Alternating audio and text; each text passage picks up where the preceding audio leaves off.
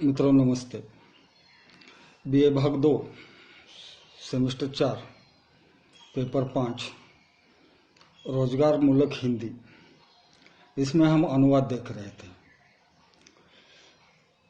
इससे पहले हमने 2 अनुवाद मराठी से हिंदी में किस प्रकार से किए जाते हैं इसकी जानकारी दी, और आज जो है वो अंग्रेजी से हिंदी में किस प्रकार से अनुवाद किया जाता है उस पर जो है हम अपनी बात रखेंगे। जैसा कि हमने पहले कहा है कि जो परिच्छेद होता है मराठी में भी दिया जाता है, अंग्रेजी में भी दिया जाता है।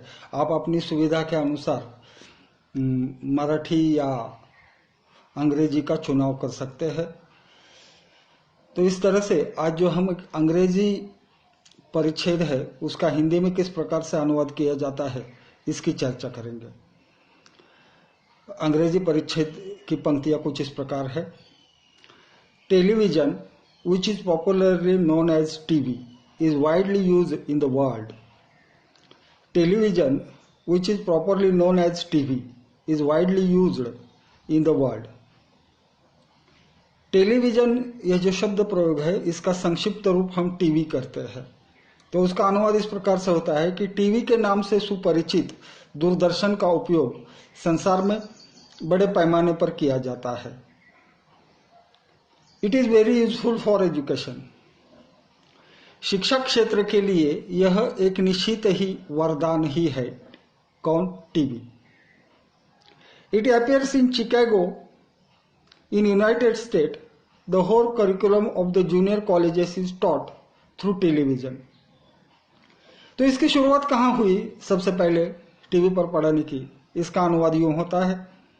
संयुक्त राष्ट्र में यह शिकागो के कनिष्ठ महाविद्यालयों में संपूर्ण पाठ्यक्रम जो है वह दूरदर्शन के माध्यम से ही पढ़ाया जाता है।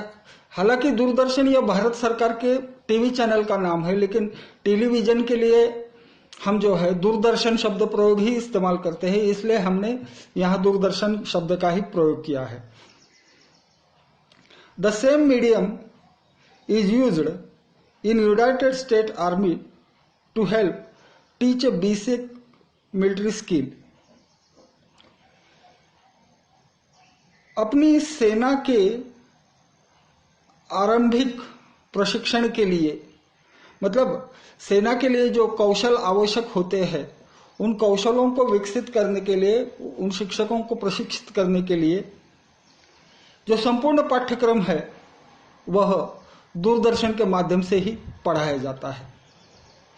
तो अनुवाद करते समय हमको सबसे पहले वो बात देखनी है कि हम जो अनुवाद करने जा रहे हैं वह वहां जो शब्द दिए गए हैं या परिच्छेद से जो अर्थ ध्वनित होता है उसी अर्थ का जो है वो अनुवाद होना जरूरी है, भाषांतर होना जरूरी है। अन्यथा अगर हम शब्द बदल देते हैं तो अर्थों का हेरफेर होने की संभावना हो सकती है और यह अनुवाद के लिए घातक साबित हो सकता है। In Japan it is widely used for the teaching the curriculum in secondary school. America में यह कनिष्ठ महाविद्यालयों में इसका प्रयोग किया जाता है, लेकिन जापान जो है इससे आगे है। आज जापानी टेक्नोलॉजी क्यों प्रगत है इसका उत्तर हमें यहां मिलता है। मित्रों, टीवी के संदर्भ में अक्सर यह कहा जाता है कि टीवी यह वरदान नहीं, अभिशाप है। किसी ने कहा भी है कि नथिंग इज गुड और bad but thinking it makes so, कि दुनिया की कोई भी वस्तु, कोई भी चीज अच्छी या बुरी नहीं होती, बशर्ते, यानी शर्त वहां यह है कि हम उसका उपयोग किस प्रकार से करते हैं। जापान ने इसका सही तरीके से उपयोग किया है, इसलिए जो अंतिम वाक्य है इस अनुच्छेद का, in Japan it is widely use for teaching in curriculum is secondary schools. Japan में माध्यमिक शालाओं की पढ़ाई के लिए इसका प्रयोग किया जाता है। तो कुल मिलाकर 4 या 5 वाक्य होते हैं ज्यादा से ज्यादा, और 5 वाक्यों का अनुवाद इस प्रकार से हम कर सकते हैं। फिर एक बार देखिए, a television which is popularly known as TV widely used in the world.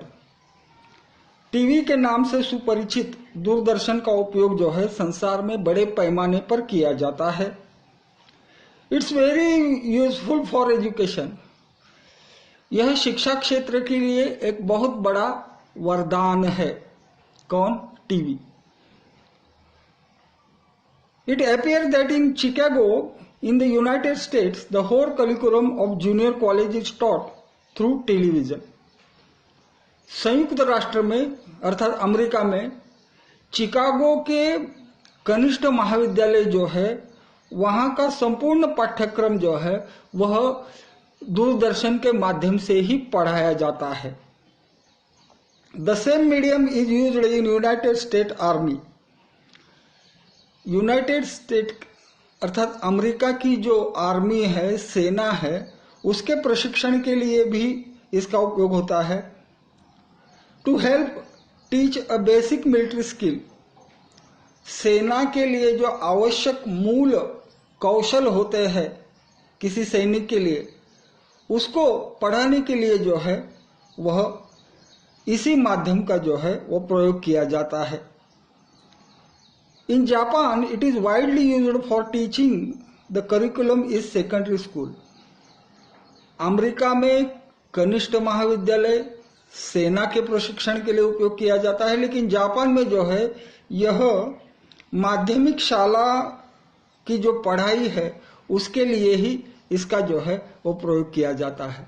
तो इस तरह से हमने ये देख लिया कि जिस टीवी को हम अभिशाप मानते हैं, कुछ लोग वरदान मानते हैं, हमारी यह मंशा है कि टीवी का अगर अच्छा या सही उपयोग किया जाए तो दूरदर्शन एक वरदान है। अगर इसका हम बुरा उपयोग करते हैं तो यह अभिशाप से भी अधिक घातक या भयप्रद है।